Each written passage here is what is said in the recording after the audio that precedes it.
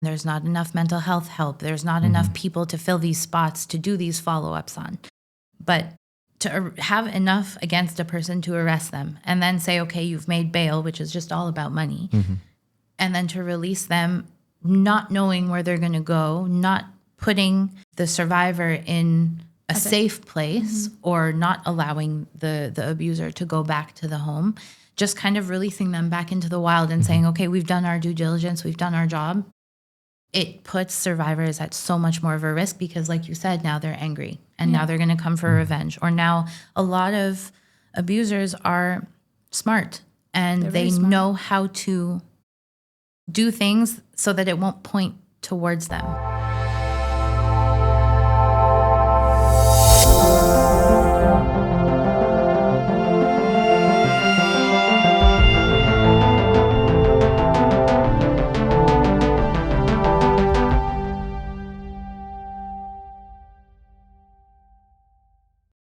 The interview you're about to listen to is about a worrying trend in Montreal and in Canada. There has been an increase of femicides, as reported by multiple news sources. In Montreal, that figure sits now at 7 at the time of recording. Around Canada, the number is 30.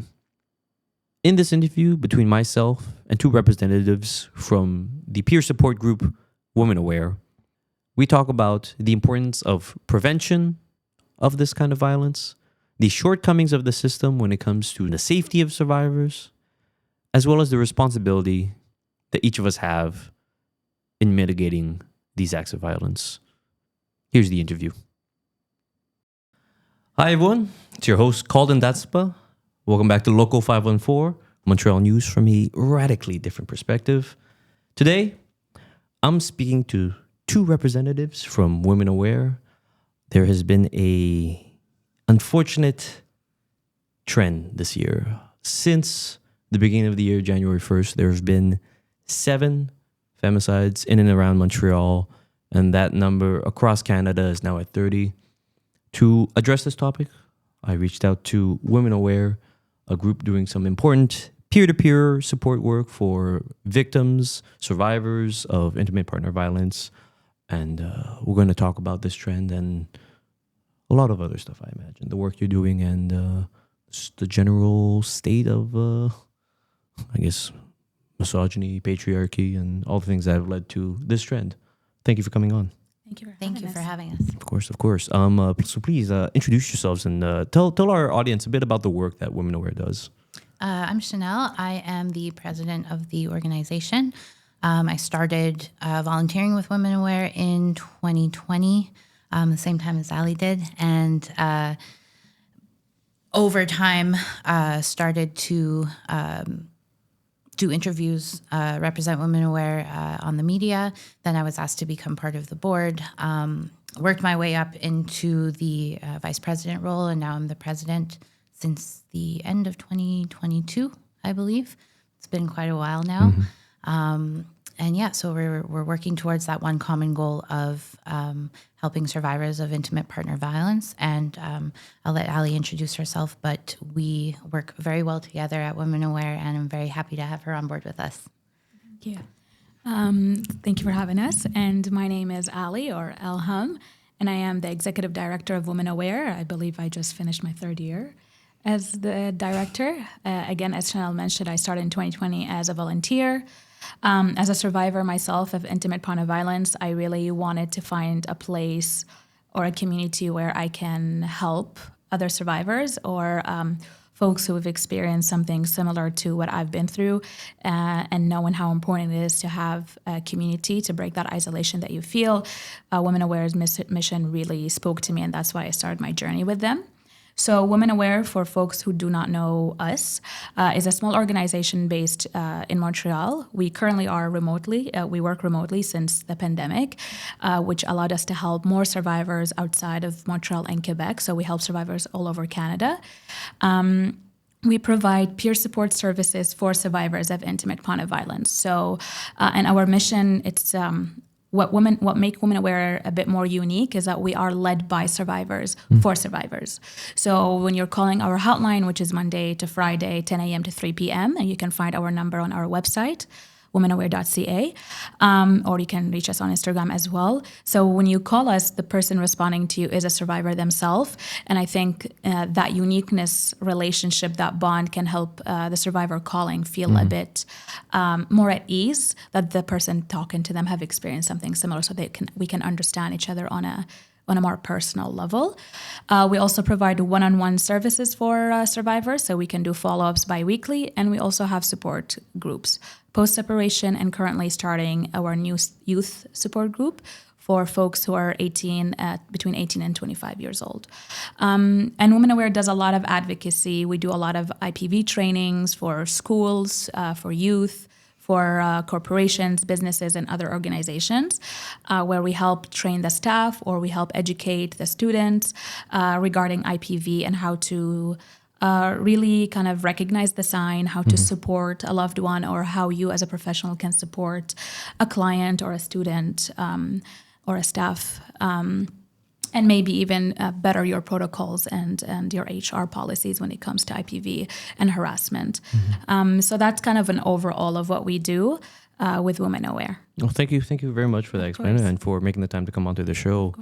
So like I said in the intro bit, we see this kind of worrying trend this year in Canada and in around Montreal, 7 femicides so far. I'm kind of curious, before we get into this kind of analysis, I think there's enough news coverage on these kinds of the specifics, right, of each of these individual cases. I'm kind of curious what your reactions were to these cases as you saw them come out. I don't know what would Shennel add to this. It's unfortunate to say, but it's not new. So none of what's happening right now is new to us who've been in the field or to us who've lived through an abusive relationship. It's been happening for, I would say, centuries, but let's say at least within our lifetime, it's been happening as badly. Recently, yes, there has been an increase, and there are many reasons for that, and we can speak to that a bit later on. It is heartbreaking. It is sad, and I feel rage, to be honest, every time I see this, because in many, many cases, there could have been prevention to that. That life should not have been lost, especially not that way. There are ways to prevent this violence. It's just we need kind of all hands on board to do that. And I really thank you for having this conversation, because the biggest thing is to have a conversation about this, raise awareness, and then you see what your role in that change or in that intervention. I agree with you too. I also feel rage. I think, like you were mentioning, Ali, the one thing that kind of sets Women Aware apart is that we have all been through it ourselves, not necessarily the specific situation, but we have our own situations that we've dealt with in our personal lives. And always in the back of my mind, I think that could have been me. That could have been one of us. And we are lucky to have been able to still be here. And I definitely don't take that for granted. However, it comes with holding that inside forever, no matter how much therapy work that you do, advocacy that we do now. I think it's great that we are at Women Aware, and we are now giving back to the community and helping survivors, helping families of survivors, and spreading the word and raising awareness and doing lots of workshops for prevention. But it just comes down to it should never have happened, and the media will tell you the story, and they will list contact SOS Conjugal Violence, will list us sometimes, call the police, but it's not that easy. And those are all things that happen after. Like, you're reading this news report of somebody who died, and then this is what you should be doing. So like Ali said, prevention is really our top priority now, and educating, like you said, companies, businesses, police departments, the youth, because everything's starting younger now. Very important to speak on prevention, because these things should never happen, and women cannot continue to lose their lives at the hands of men. How do you think, I think you alluded a bit to these reasons, but I guess how do you two understand these kinds of 7 cases or this rise to have happened up to today? As much as, of course, this violence has been going on for centuries, like you say, right? It's nothing new, but I'm kind of curious, how do these cases end up to this kind of flashpoint to end up in such tragedy? So from my understanding, you're asking the why. Yeah. So it's there are so many factors are playing into why one, IPV, intimate partner violence, is on the rise, and why femicide is also on the rise. There are so many layers. For example, the housing crisis that we're having, it's a huge thing. As a second job, I work as an intervention worker at a shelter, and almost, I would say, half of the women that are there have experienced IPV. Or I would say the biggest reason women are on the street or they're at the shelters, it's because they've experienced IPV. So they fled their relationship, but there is nowhere to go, so they end up on the street. Now, some of them do that, and some of them, out of fear of ending up on the street, they stay or they go back, which I would believe is a valid reaction. I would be afraid as well to leave and potentially be on the street, not knowing where I will sleep, where to eat, and the danger of being on the street as a woman or anybody really in general. So the housing crisis is a huge, huge reason for that. We also have within our legal system, and the legal system and our system in general, there's so many gaps. There's so many gaps within the system and between the resources that we have. There is not enough financial aid for survivors, so you can't get legal help. And there's not enough free legal help. So at Women Aware, we can provide you half an hour free consultation, but that's the max we can do with what we were given. Some other free legal clinic are super important, but they're not that, unfortunately, not that helpful because they're more general information. So whereas survivors need a lawyer to sit down with them, really go through the case, every case is different and the context of it. So one of the biggest issues we're facing with survivors is that they want to leave, but they have children, for example, they have property, or they're not from Canada, but they married a Canadian, they came here, and then they don't understand how the legality of that works. So they need lawyers, but there's no legal help, at least affordable legal help.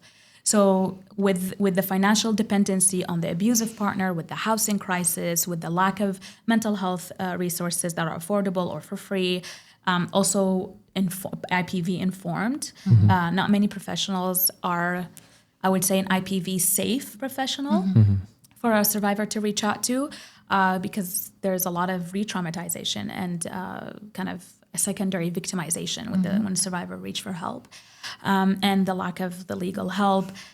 There is, and I would say all these femicides, they didn't just happen out of nowhere. This person who committed that crime has been flagged. Most of the time, they've already been in touch with the system, whether it's within police or the court or social workers or anything really. Survivors usually reach out for help directly and indirectly. So that person should have been flagged.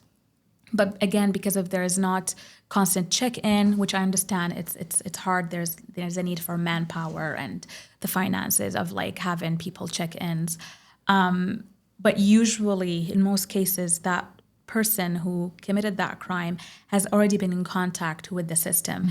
It's just the system somehow failed to recognize how bad this could lead to and end up in a femicide. Another thing, what people don't think about it because it's mainly in the state, but the fact that people can obtain guns here, firearms. So if you really read about a lot of the femicide that happens in Canada, I don't have the exact stats for you, but a lot of them have legally obtained a firearm, and that was used or at least present within the abuse. So there needs to be a stricter kind of rules about this. And if somebody had filed a complaint against an abuser who you can tell have a license for a firearm, I think there's a need for a policy change where there is a domestic violence complaint, that gun need to be removed or that weapon need to be removed until investigation says it's all clear. That's kind of one prevention thing we can do. There's coercive control within custody battles. So femicide happens during separation or post-separation in majority of the cases. So that's why it's the most dangerous time. Survivors don't leave that easily because of that. So when you're dealing with custody battles or separation, laws have changed recently in the last few years. So change needs a few more years for us to see the actual change. But when you're dealing with a divorce case, when there is domestic violence, intimate partner violence context, or you're dealing with custody battles, you need to take that into consideration.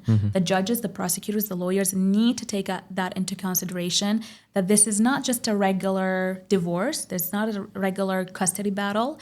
There is violence here. And in most cases, children will be used against the survivor, and violence will become more intensified as the process keeps going.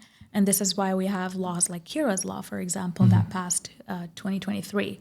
And it's unfortunate. It's a little girl that lost her life for that law to come into flourish within Canada's criminal justice system.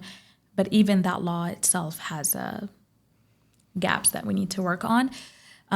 So I just think there's just so many layers. Like we can't sit down and talk about one specific thing. There's so many things we can talk for hours and hours about it, that the system overall is failing so many people. And also we need to consider is, for example, there are some population that experience IPV at a higher risk, Indigenous population. So missing and murdered women and Indigenous women and girls is a huge thing in Canada. And again, colonization plays a huge factor in that as well. New immigrants who don't know the policies, they don't know the laws, they don't know their rights. It's not like I'm an immigrant myself when I came 18 years ago. It's not like my parents and us were sitting down and explained the law and the policies here. So when I was in my abusive relationship at the age of 18, 19, I was fairly still new to Canada. I really didn't know where to go. I really didn't know where to go. I was completely alone. So I wasn't educated on what's out there, what can help me. And we still, till this day, we still have that issue. Maybe a bit less because we're having more conversations about it. But when I speak to survivors, they usually don't know where to go. Where do I go to get help, and what kind of help I can get? And something in more like deeper into the system, I find it frustrating, although I understand the reasons, but communication between resources are not great. So the way the police communicate with the court, they communicate with social workers, communicate with intervention worker, that communication line, because it happens like I'm speaking to you, you're speaking to them. At some point, the message kind of get lost in translation, you know? And for confidentiality reasons, for safety measures, and also this is their department, this is our department, we don't share one common kind of vocabulary, not just vocabulary, like a system to go to where we find all this information. So, and which I understand confidentiality is important, but I think there's a need to find a way for all these different players to find a way to speak to each other so that we can have all the information. We don't lose any important information, because through that chain of communication, we might lose really like good sign, good sign that something is wrong and something is bad about to happen. And also it takes so long, so it's frustrating for the survivor. So when the survivor reached to me, when they reach to a police officer and then reach to somebody else, each one of us is getting a glimpse of the situation, but none of us is being able to see the whole picture. Right. Because I'm having my intervention or prevention perspective, they're having their legal or criminal justice perspective, the social worker or the mental health professional, they're having that, but neither of us are able to communicate fully and transparently with each other. There is a con to that, as well as there is pro to safe for confidentiality and safety. There's a con to that because a lot of things are falling through that communication, and it's leading, I believe, leading to more damage than help for survivors who are reaching out, because survivors are reaching out for help. They're very much reaching out for help. Right. It's like it sounds like to me. Oh, first of all, thank you for your answer. I think it's very detailed, and I think shows the complexity of this kinds of issue. Right. It's like you said, it's not just a singular thing. Right. It's like these layers of things that are all systemic, and there's a lot of shortcomings that you kind of named. I think what's interesting is this shortcoming about this problematic that happens within this kind of communication, right? I think we've heard about this before, about these kinds of silos, right? That like people exist in, that groups operate in, where it kind of prevents some kind of like common front to be tackling these kinds of issues. Shennel, how about you? I'm curious what your kind of reactions are to these kinds of femicides being on the rise. So while you were talking, Ali, I thought of something, and it makes me so mad that I start laughing because it seems like it's not real. So just to kind of give you like a personal perspective of my situation, I left my abusive relationship when I was 23, and he was given a restraining order.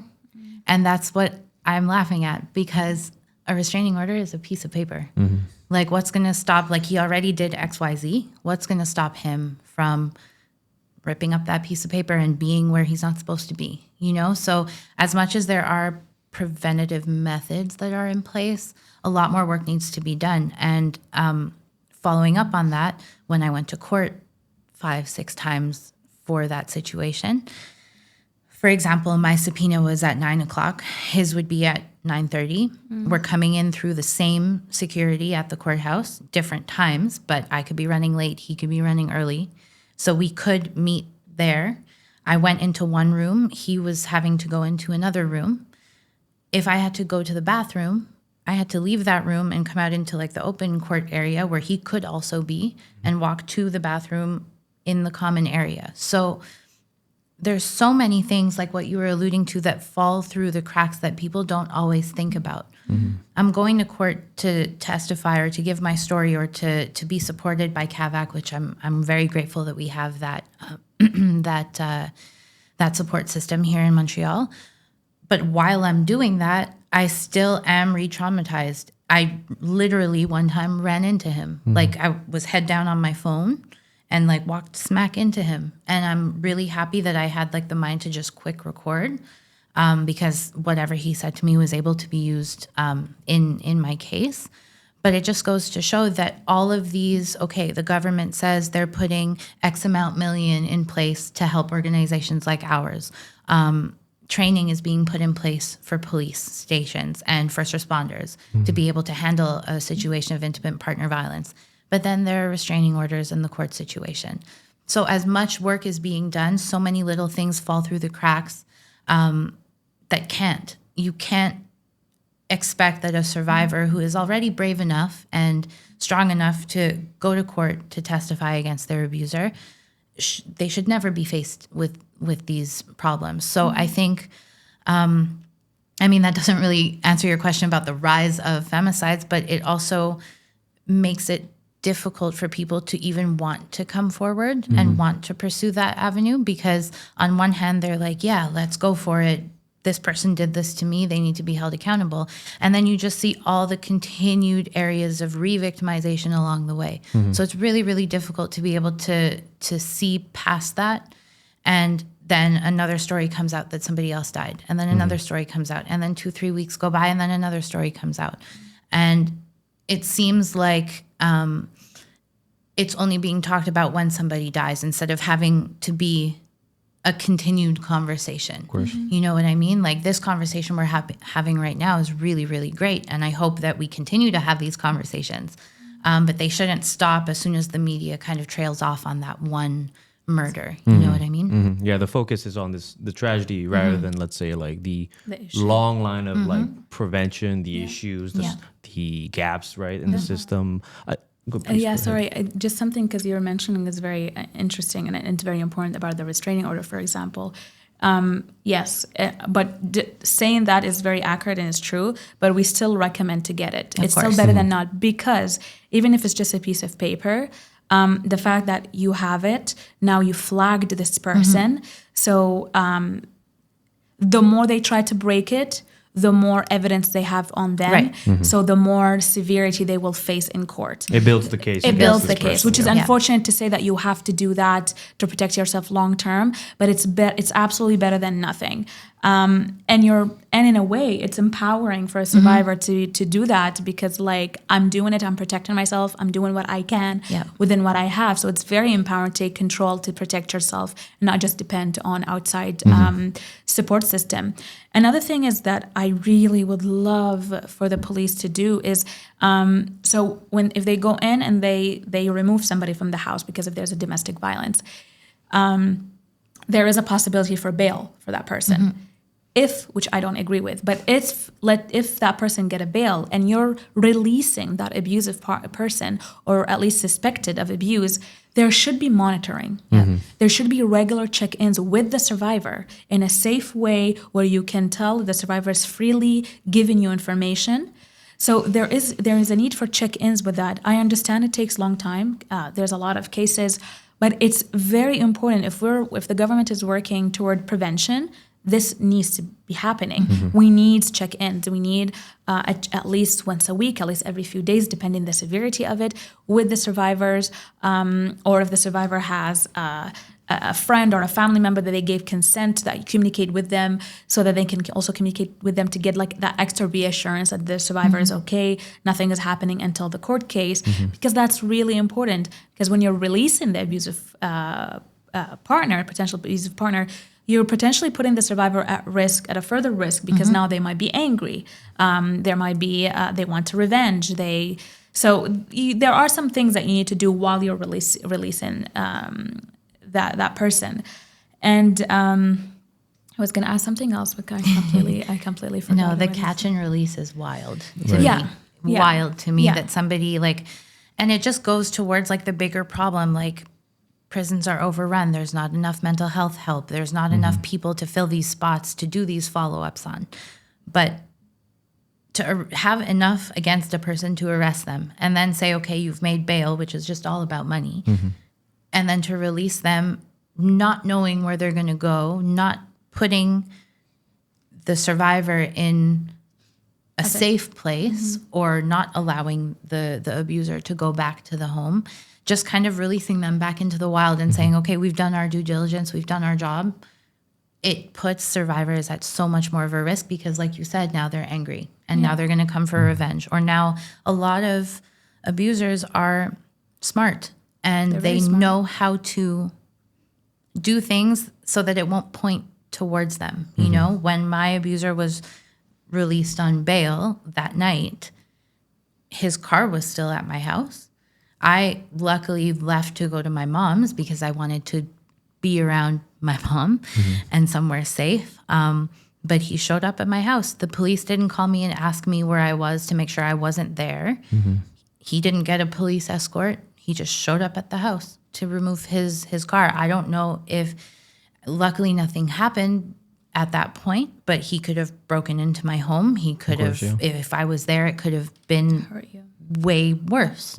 You know, and whenever I recount my situation in terms of my dealings with police and the court system, aside from a couple of those things like the restraining order and actually being in the court, and those things that need to change, overall, my experience with the police was okay. And I know a lot of people don't have that same experience. I was right up the street from a police station. They were there within minutes, I would say even under 2 minutes. I think that the proper procedure was followed. When they showed up, I was taken inside. Two of them stayed outside with him. So I think the separation was good. I think that the way the situation was handled in the moment for me was okay. But a lot of people don't experience that because a lot of police or first responders don't have that kind of training. They will talk to the survivor in front of the abuser, and then say, oh, well, she said that everything was fine. Of course, she's going to say everything's fine. He's right there, you know? I guess it sounds like it's dependent on the actual individual officer who shows up. Like there's no there's no streamlined. Right. I do believe, however, recently in 2022, if I'm not mistaken, there has been a change in the law in Quebec, and I don't remember the exact law, where now the police, if they get domestic violence call and there is enough evidence for them to see, whether they see it visibly on the person or they have some evidence or the survivor testify in the moment, they will arrest the person. They will remove them and they will press charges, even if the survivor decide not to. Yeah. So they will take it to the court. Now the survivor can decide to witness and say this is happening, or they can decide to say it didn't happen, and it's for the Crown to decide to drop it or not. So that change, which is a great change, if it's not done properly, however, it can backfire on the survivor. So IPV training is extremely important. Women Aware does IPV training all the time, and it's very, very important to have it, to be just informed how the cycle works, what the survivor is going through, so you know how to deal with it. Hi, folks. We're back. You're listening to Local 514. This is called Dhatsenpa. I'm speaking with Ali and Shennel from Women Aware. We're talking about the recent spike of femicides and also the way that it's not quite a spike and that these things are kind of continuing as they have for decades, centuries. You're just talking about police responses and sort of, I guess, the shortcomings and some attempts at the government to legislate better practices, I guess, around that center survivors. Could you continue on that, please? Yeah, thank you. Yeah, so as we were saying previously, there has been some measures being put by the government, federal and provincial, regarding prevention. When it comes to dealing with survivors, definitely there are more need for that. Like, for example, just getting training while you're studying to be a police officer, and not just police officers.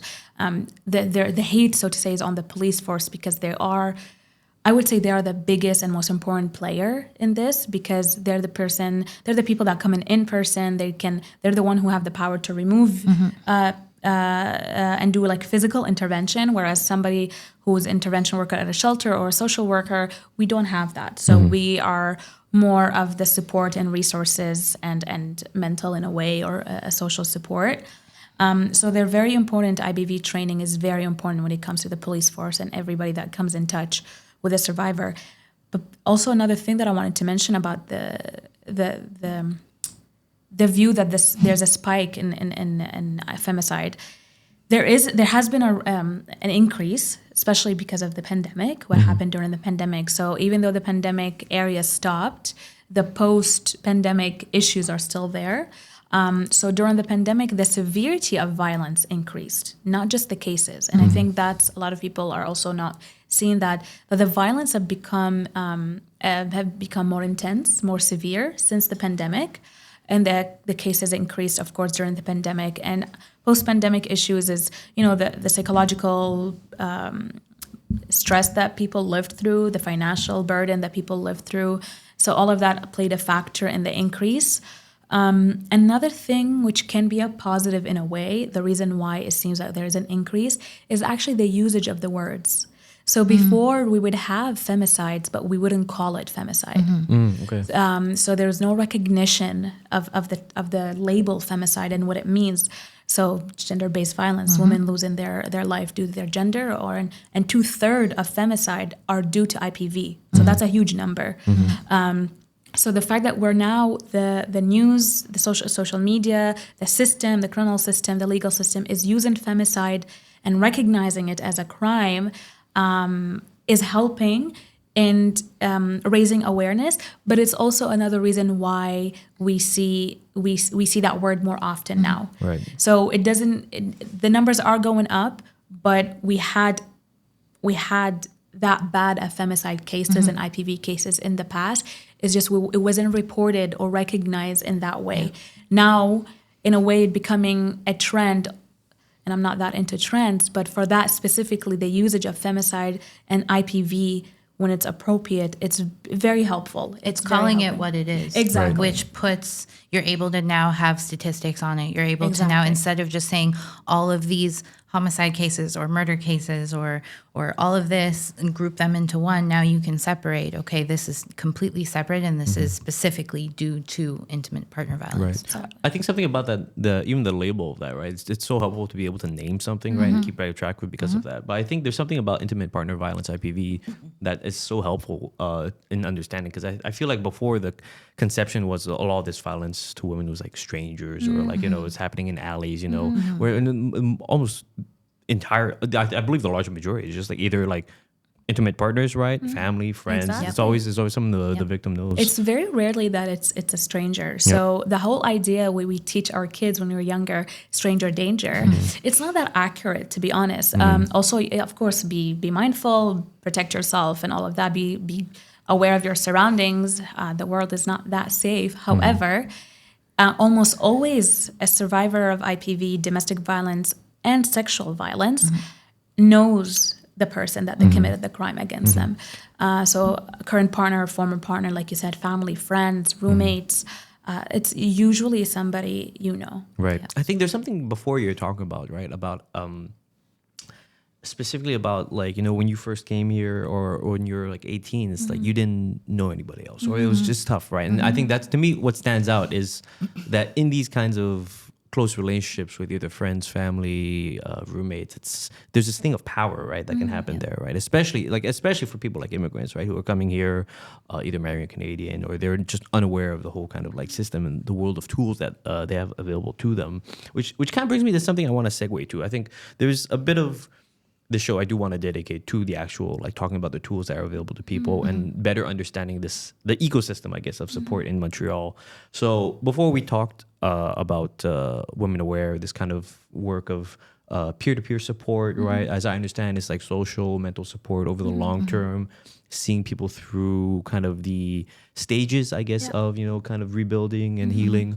I'm kind of curious how that fits into the other kind of systems, right? So as I understand it, there's emergency sort of shelters, and then there's also secondary shelters. I'm wondering if you could kind of paint us a picture of the different array of tools that are available to survivors.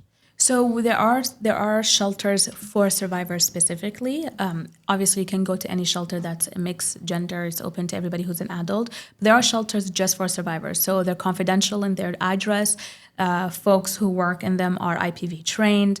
And like you said, there's an emergency level, and then there's a second stage shelter. So each shelter has their own kind of rules. You can stay. Some shelters the emergency, you can stay for just overnight. Some of them for 3 months, and then after that, you can go up to a second stage where each shelter is different. But I believe on average, it's like 8 months to a year that you can stay in a second stage. So second stage shelter is just basically you have in a studio and in a building, apartment building, that is secure and it's confidential. And there are intervention workers on site helping you rebuild and find your own, whether it's your job, a new place to live, education, all of that. Not all take children, which is a thing that we suffer a lot when we're trying to find resources for survivors who are living with children. And pets, which are super important. The pets are very important for survivors or anybody really experiencing some sort of violence or housing insecurity. So we have a lack of that. And the shelters are always full capacity. So they're available, but because of full capacity, there might be some waiting. So during that time, the survivor has to reach to other resources, work in places like Women Aware, SOS Violence Conjugal.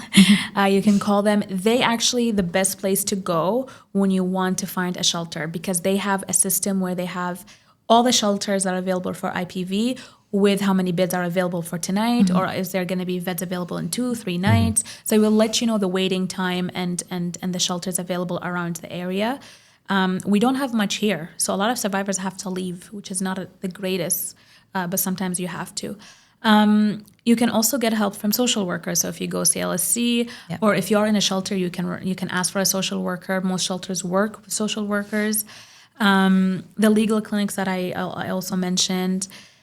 The support groups help you.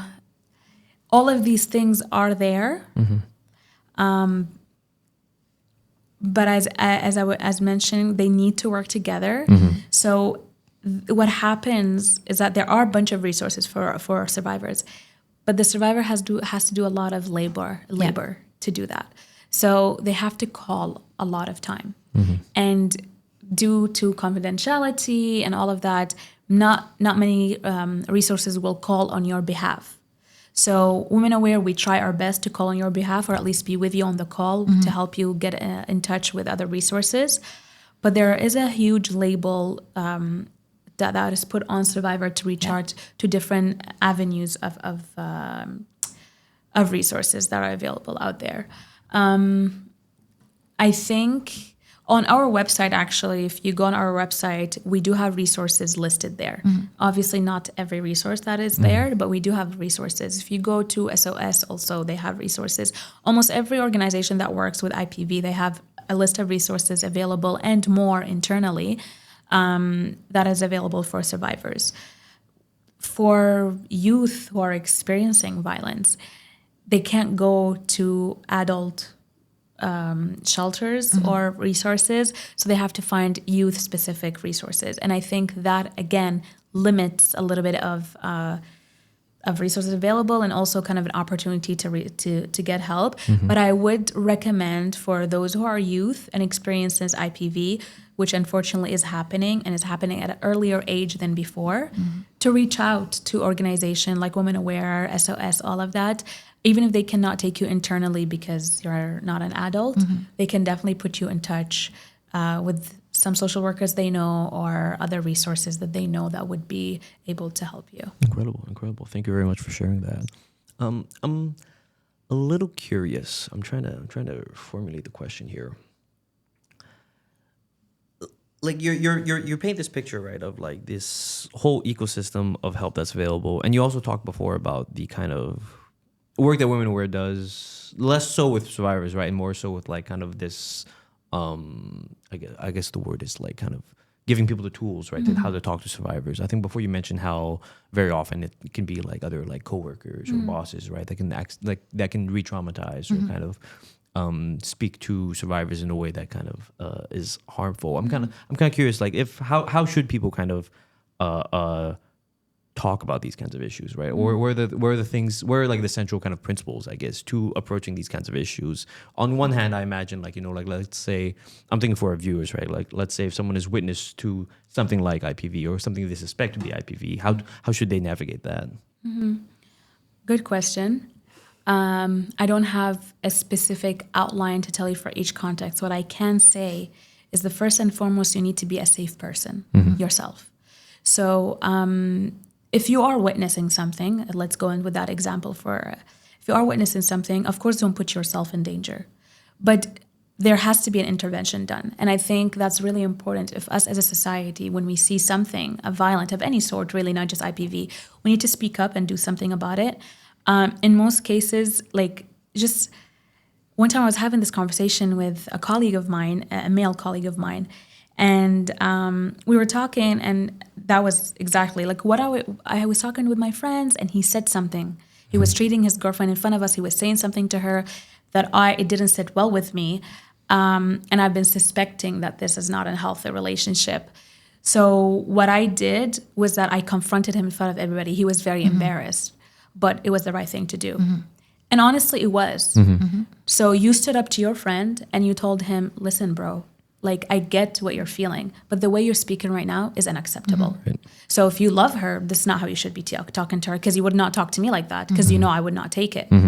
So that person was kind of like, ooh, I screwed up. And I screwed up in public.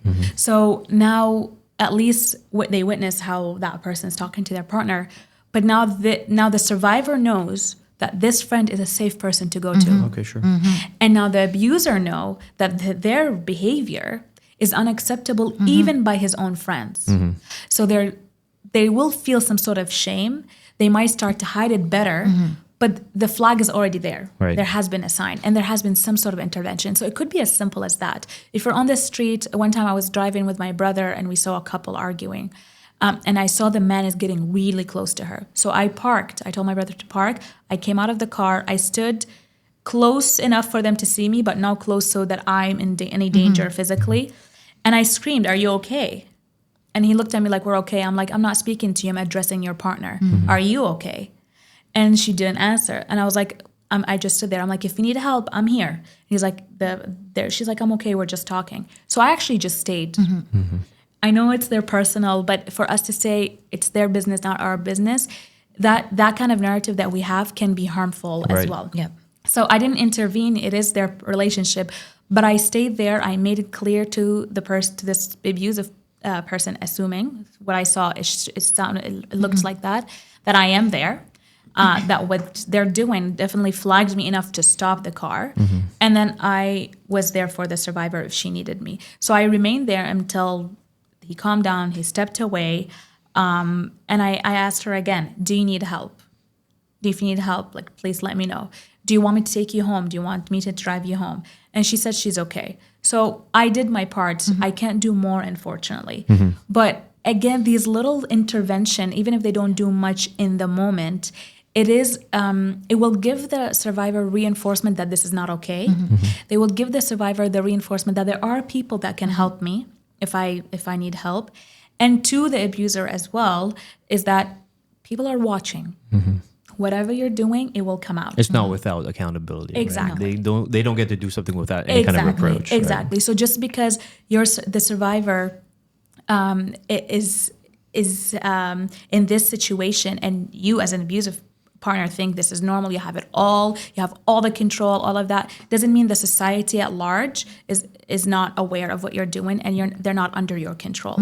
So when being quiet, when we see this thing, we're reinforcing that it's okay, that nobody's going to hold you accountable, that you can do this, and we're not given much power for the survivor. So small things like that. Do not be judgmental. We were having a training recently with students for social work, and something we were talking about is do not have your own expectation put on this on the survivor. So what you expect of like how easy it is to leave a relationship, don't have that expectation on them. It's not that easy to leave, and it's not your decision for them to leave.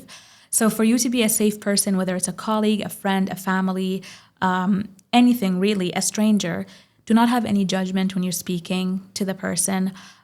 Believe them. This is really, at Women Aware, we always say this when we train our staff and volunteer. The first thing you do when you pick up that call with a survivor, you believe everything they're saying because nobody else is believing them. So, and sometimes even they don't believe themselves because the gaslighting and the manipulation, your reality is now blurred. So believe them. You have no reason not to believe them. Believe them. If you know the abuser and you know the survivor, and let's say you're closer to the abusive partner, it's really harmful to tell a survivor, I don't really see them like that. This is what such a good friend. I got that in my abusive relationship. Like, he's so sweet, he's so charming. I don't see him like that. So I don't know. I don't have an opinion on that. But the survivor, the abusive person, is not like that with anybody else but their partner. So they're not abusive toward their family or their friends. They're very charming. They're very good. I always used to say this about my ex-partner who the abusive relationship. Oh, but he's such a good son. He's such a good brother. And he was. He's such a good friend, a very good colleague. He was all of that. Then my therapist asked me, is he a good partner? No, he was not a good partner. So they are good friends, they are good all of that, but in that relationship, the only person that is experiencing that abuse is whoever in that intimate relationship. So if somebody's opening up to you, that means they felt safe enough to come to you. Do not close the door in their face and harm them by not believing them or making an excuse or explanation to the behaviors or what they're saying. You can say, I believe you. I'm so sorry this is happening. I did not know this was happening because with us, he's this, he's that. So I can't believe this is what's happening behind closed door with you. If you need any support, I'm here. Doesn't mean, because the survivor is not asking you to cut contact and shame this person and leave them. Right. Hopefully you choose to do that because that's the right thing to do if that person is not changing, not taking accountability. But all the survivor is asking, please believe me and be here if I need you. So that's really, really important. And don't ever, ever ask the question. I urge you, and please don't do it. Why did you stay? Why did you not leave? Why did you let this happen? You're so strong. How could you let this happen to you? These are very harmful questions. And it's something we all kind of instinctively want to say, like, you're so strong. How did you stay in that relationship for that long? I know it's coming from a good place. But it's harmful for the survivor to hear it because we didn't let this happen to us. It was happening, and at Women Aware, we call them survivors, not victims, because of specifically that. Right. While you're in the relationship, you didn't just passively take the violence. You've been working really hard, fighting every day for your safety, for prevention further violence. Sometimes survivors might let 20% of the violence occur to prevent the 100%. So I would speak from my personal experience when I was in my abusive relationship. The way I fought was that I would allow 20% and not that 100%. So I knew violence was happening, but the only way I was able to protect myself is to decrease the intensity of it or decrease the amount of time it was happening by different things. I would either pretend I'm sleeping, or I would pretend I was grounded when I was younger. I was pretending I was sick, or I lost my phone. These little things that I did was me fighting back in the They're relationship. your survival mechanisms that you hold. So you can't just automatically assume that this person is not doing anything about their situation. They're managing it the only way they know how. Exactly. And just to like tack on to what you were saying, like if you see something in your friend group like how you did, one thing that's important to know is that this is in public. So you can just assume that whatever is happening in private is worse. 100%. Right? So armed with that information, it's important to not only have that in the forefront of your mind, but just like you said, to be a supportive and safe person. That doesn't mean that you're going to now bombard your friend with, are you okay? Checking in. Are you okay? You can do that. Absolutely. But you can't overwhelm the person, because then they might feel like they shouldn't have told you anything, because now you're checking in all the time. It might put them in an uncomfortable situation where if their partner's looking at their phone, he'll be like, what are you talking about? You know? So just kind of let them know that you're there, that you believe them, and hopefully they will come to you When they're ready. And it might not be, okay, I'm ready to leave. It might be like, okay, this just happened. I need to talk about it to make sure I'm not crazy. Because the gaslighting is so real in intimate partner relationships. It makes you question even like the clothes that you're wearing, because you have this person just slowly chipping away at your brain and your self-worth, and sometimes sometimes separating you from friends and family because they're afraid that you're going to wake up one day and leave them. So there's so many different avenues of abuse that can happen inside of a situation, that whenever somebody comes to you to talk, whatever they say, just you're the listener at this point in the conversation. You let them talk, let them know that you're there for them. And hopefully they will keep coming back to you in case of anything. And then, of course, as time goes on, if they're looking to leave, you can start talking about like your leaving plan. What does that look like? Do you have a friend that you can stay at? Are you going to go to this shelter? Do you have some clothes, some money put aside? Like you can start kind of opening the door when that conversation is starting. But I think a lot of us, especially as survivors, if we see something, we want to hit the ground running. We want to be like, okay, this is what you need to do. This is what should happen. Here's your plan. Let's make this. Boom, boom, boom, boom, boom. And it's good for them to know that we know that, but you need to let them kind of dictate the pace of their situation. Definitely. And like you were saying, the survivor is the driver of their car, so to say. So you follow their pace and their decisions and respect it. And something I always tell to friends or family or anybody really who's trying to support a survivor who's not a professional and on a personal level is that be transparent in how you can help. So you can do all of this. I'm talking to you, I'm listening to you, check in once in a while, understanding that when you're in an abusive relationship, you are going through isolation. So try to break that isolation by, hey, I'm having a little coffee in this cafe. Do you want to join? Small 5 minutes walk, 10 minutes walk, considering that sometimes they can't leave for a long time. So it doesn't have to be check in like, oh, hey, are you okay? I just wanted to check in. Because like you said, it can be overwhelming. And it can be dangerous if the person has access to their phone. Rather like, hey, I miss you. I was thinking about you today. Let's go for a coffee or something like that. And while you're talking, you can provide support in this and be transparent to be like, hey, listen, Shennel, when you're ready, I'm here. I'm here for you. You can talk to me about anything. If you need any help, I'm willing to help you. If you're looking, for example, if you have an extra room, listen, I have an extra room. If you want a night to just have a sleepover or a weekend away, I can offer you the room, and then you give them the time. So if you're like at some point, I was able to offer my apartment for a friend of mine and I said, however long you need, because I can go stay with my partner. So however long you need, you can have my apartment.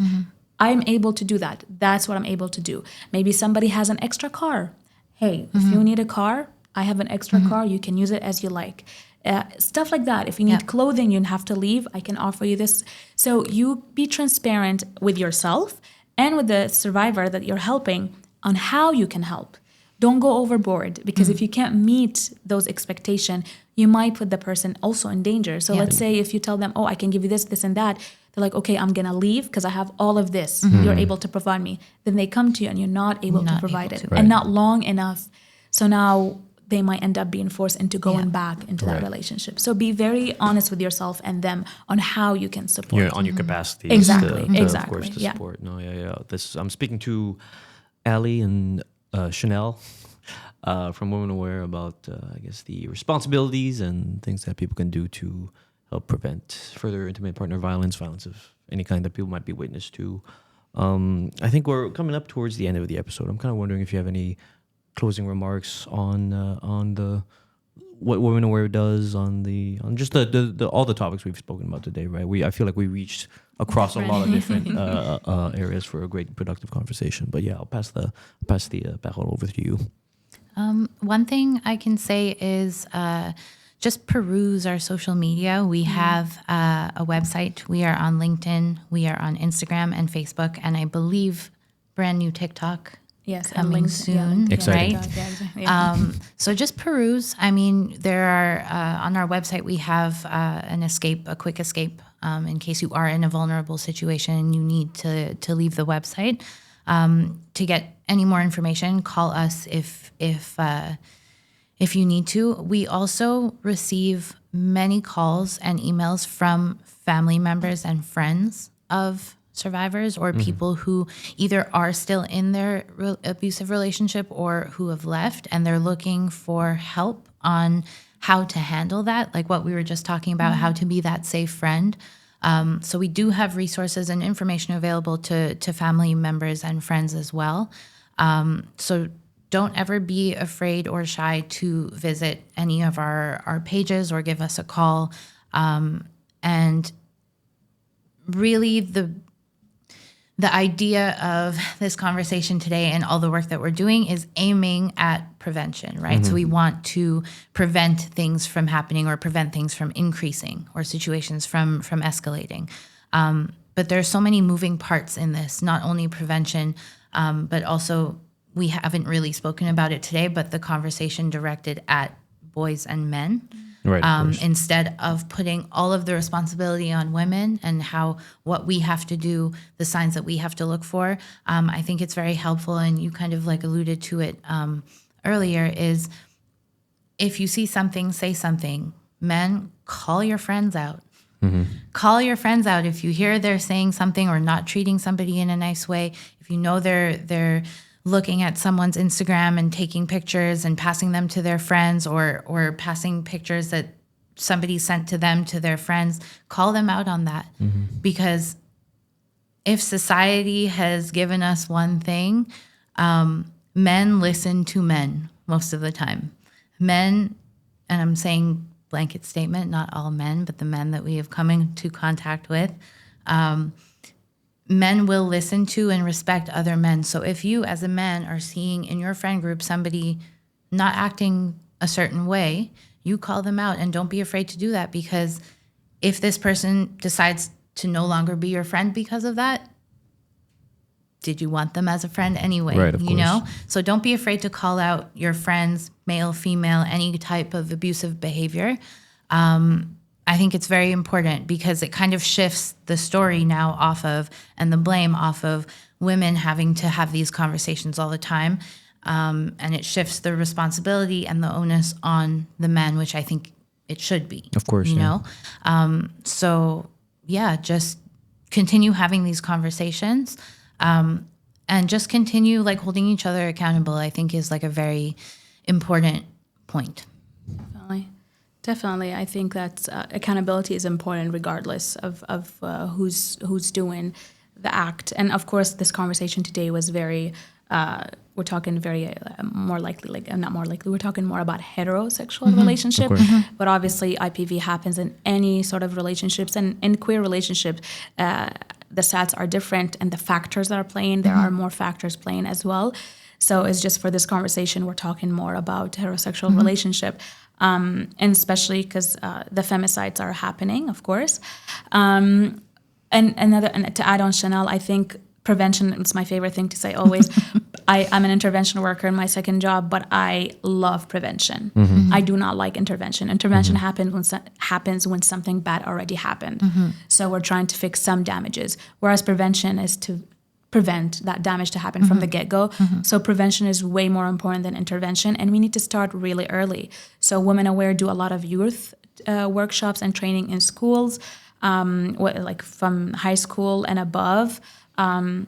So I urge schools, I urge universities, CEGEPs, I urge parents to really speak to their youth and to their children at a very young age of what consent is, what a healthy relationship is, what love should feel like. Love is not violence, and violence and love cannot coexist. That's not a thing that can coexist together.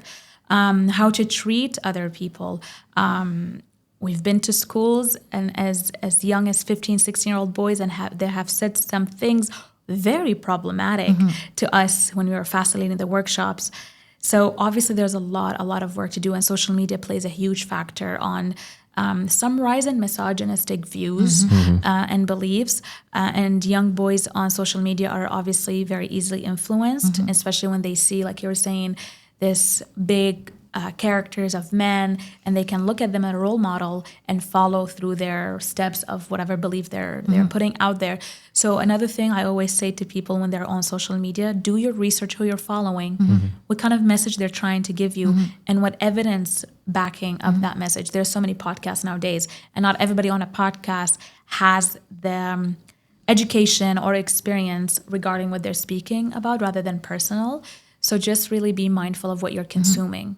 And for parents and adults to be mindful of what the youth are consuming and how you can educate them to do better. Lord knows there's enough men with microphones in front of them thinking that they can talk about anything at all. That is absolutely true. We should start have licenses now for podcasts or something like that. Thank you very much for the both of you for coming on, speaking about the work you're doing. It's really inspirational, and I think I hope our viewers make use of these, or actually I hope they don't have to make use of these tools, of course. But then if the time ever comes, you know what your responsibility is. You know what you have to do if you face the moment. We'll have all the links to your socials, the website up in the descriptions for this episode. Thank you very much for coming. Thank you so much Thank you for having us. Thank you. Of course. Take care, everyone.